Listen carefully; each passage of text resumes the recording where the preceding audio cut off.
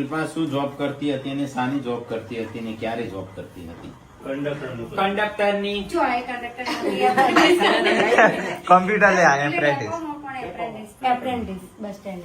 પછી પેલા શું કહેવાય પ્રાઇવેટ કોન્સ્ટેબલ હોય એમાં કરી પેલા શું કહેવાય જીઆરડી. ફરીથી ક્યારે આવશે? કાજલ દિવાળી વેકેશન કરવા આવશે. તમે આખું ફેમિલી દ્વારકા ક્યારે આવશો? તમે બોલાવો ત્યારે અને ટિકિટ બિકિટ બુક કરાવો. દ્વારકાધીશનો હુકમ થઈ જાય.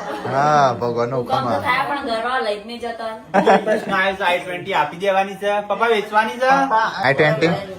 I20 વેચવાની તમારે? લક્ઝરી લાવો. ના રાકા ના હોય. દીકા તું ક્યારે મોટો થઈશ? હું મોટો નહીં થઈ, હું બધા નેનો જ રહીશ. હું ગમે તે કામ રણજીતભાઈ મદદ છે નહીં કરતા.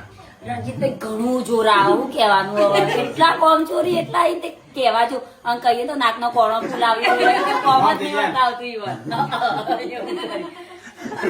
હું સાલી ઈમાં ખાવું હોય ત્યાં ખાય બોલે બોલે નહીં કરવાનું મન. પપ્પાને કેટલા ભાઈ? પપ્પાને 3 ભાઈ. 4 ભાઈ હતા. 4 ભાઈ ને 1 બેન હતો તો બેને ઓફ થઈ ગયો. બીજા જંતી કાકો જે મારા જેટલી જ ઉંમર હતી ને ત્યારે જ ઓફ થઈ ગયા. ના 10માં ભાઈ. આ તઈ આ તમે મોટામાં એમના જેટલી બીમાર થઈ ગયેલા ખબર? કાકા. તમે 3 ભાઈ કેટલું ભણેલા છો?